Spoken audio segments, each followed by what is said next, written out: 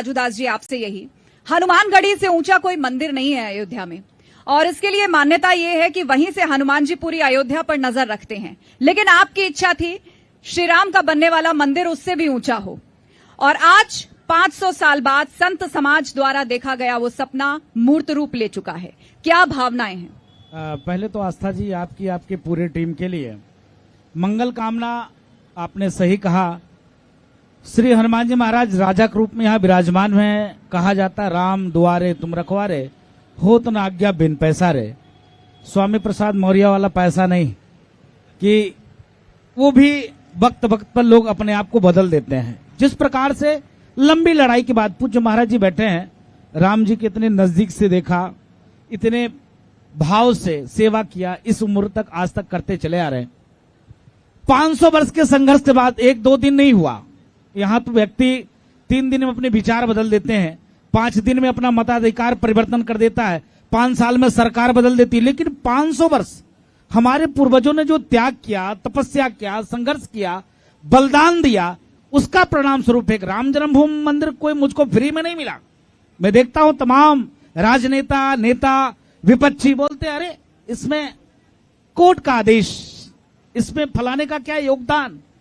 भारत की कण कण में व्याप्त पारब्रह्म परमात्मा भगवान श्री राम की आस्था, विश्वास, समर्पण, त्याग, हर जन के मन में भाव, तो हर व्यक्ति का कुछ न कुछ इसमें योगदान है। और हनुमान जी तो राम रसिया हैं, और हनुमान जी महाराज सदैव भगवान राम के चरणों में बैठे रहते हैं, और हनुमानगढ़ी में राजा के रूप में विराजमान है।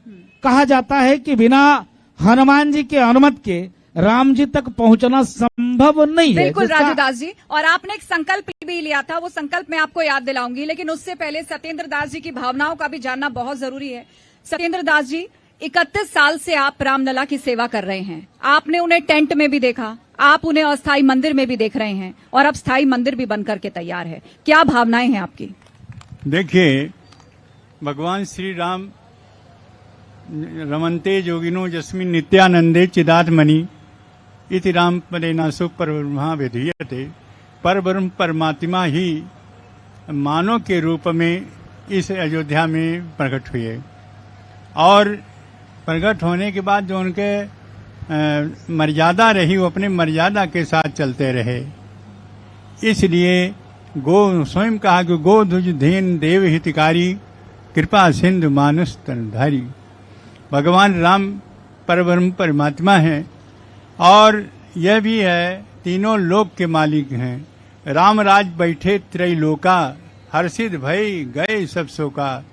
आज जो रामलला अस्थाई मंदिर में विराजमान है जी, पहले उस विवादित ढांचा में रहे, फिर उसके बाद त्रिपाल में 28 वर्ष तक उनकी पूजा हुई, और बड़ी समस्या रही उस समय, क्योंकि उस समय जो रिसीवर रहे, वो रिसीवर कोई भी मांग किया जाए तो कहें कोर्ट से होगा, इसलिए कोर्ट बीच बिल्कुल में। सत्येंद्र जी, बहुत सारी मुश्किलें थी, और हमें तो ये भी पता लगा कि जिस वक्त टेंट में थे रामलला, साल में बस एक ही बार भुगतान आप लोगों को मिलता था, जिसमें आपको पूजा की सामग्री, प्रसाद, पोशाक, ये सब कुछ मैनेज करना होता था। कितना मुश्किल दौर था वो? देखिए, उस समय हम अध्यापक रहे, हमें सरकार से पैसा मिलता रहा, इसलिए वहाँ किसी प्रकार की कोई पूजा अर्चना, भोग, राग में कोई कमी नहीं हुई।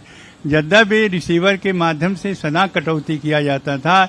जब भी कोई मांग करते थे कि भगवान के लिए ये चाहिए, और उनके बस में ये साल में एक ही बार बस बनाने के लिए पैसे मिलते थे, और वही पूरे वर्ष तक भगवान राम को मजबूरन हमको पहराना पड़ता था।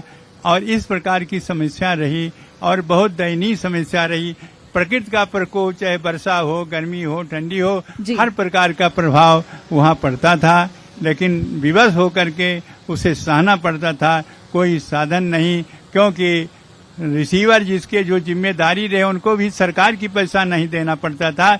जो भक्तगण दान पात्र में देते थे, उसी पैसे को देना था उसके खर्च के लिए, वो पूरा दे सकते थे।